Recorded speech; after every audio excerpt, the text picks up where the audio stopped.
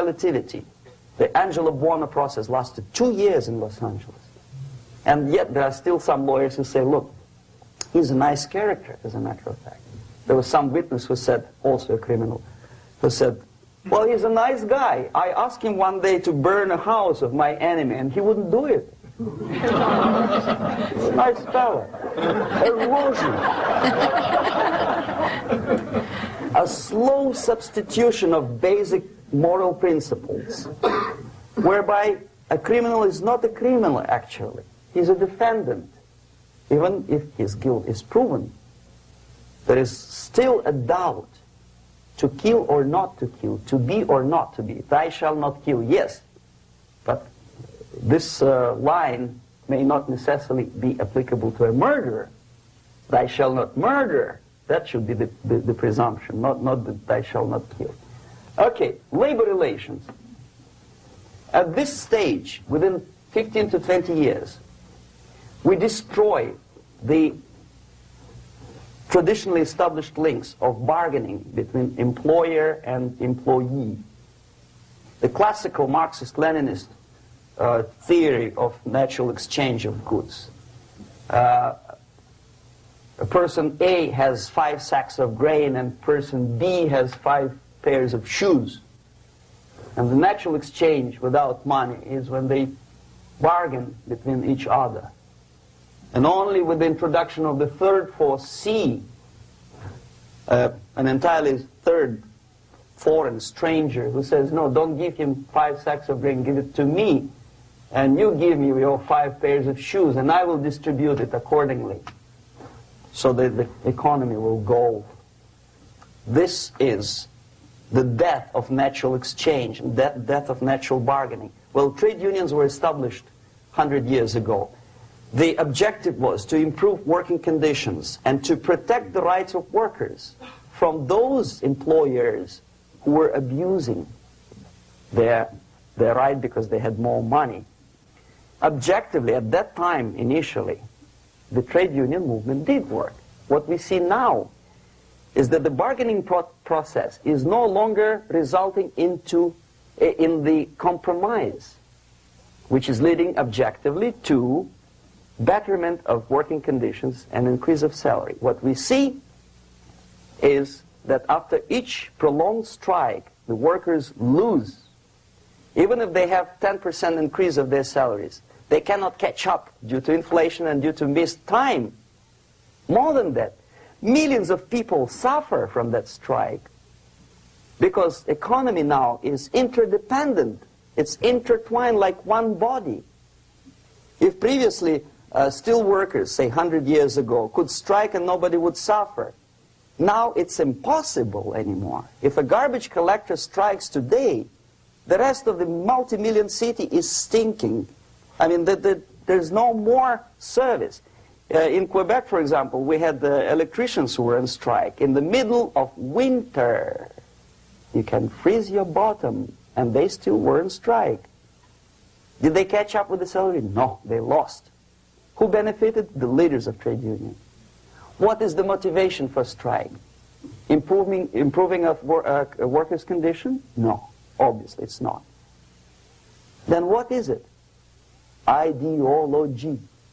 To prove to these capitalists.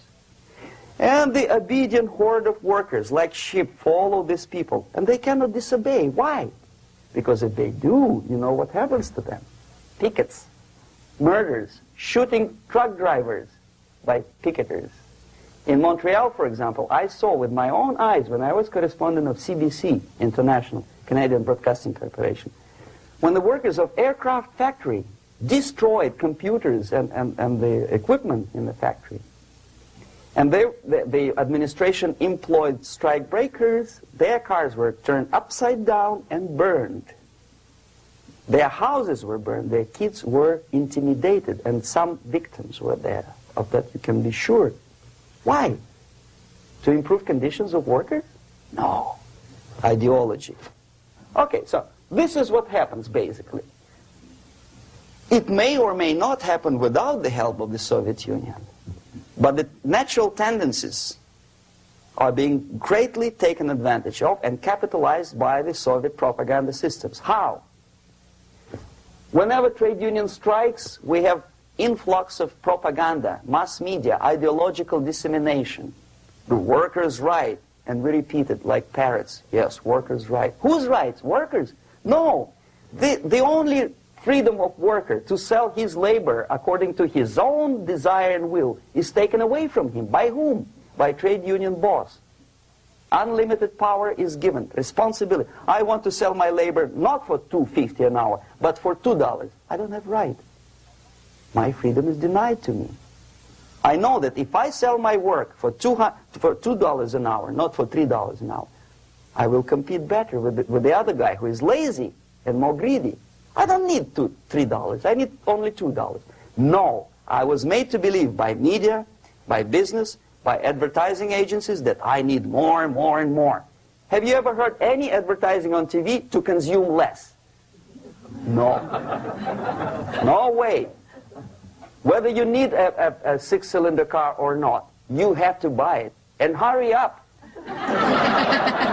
When I was driving here, on the local radio station, an excited announcer said, "You hurry up, rush and save, save, save. There is a pantyhose sale."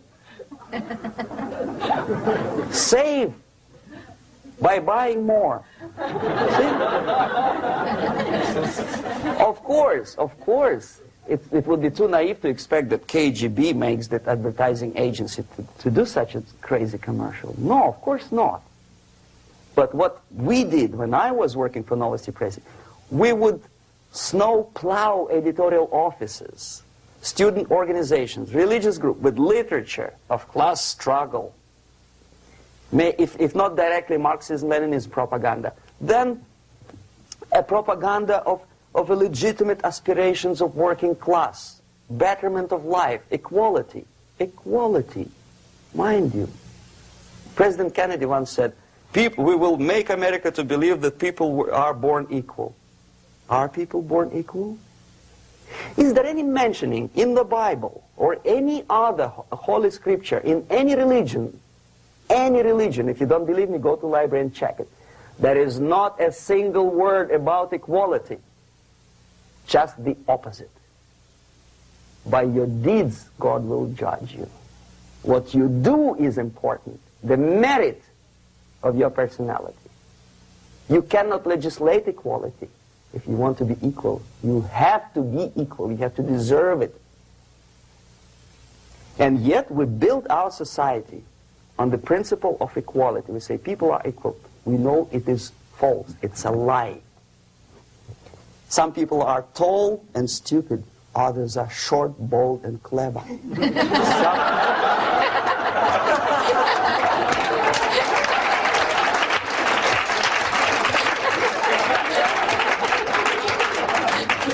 If we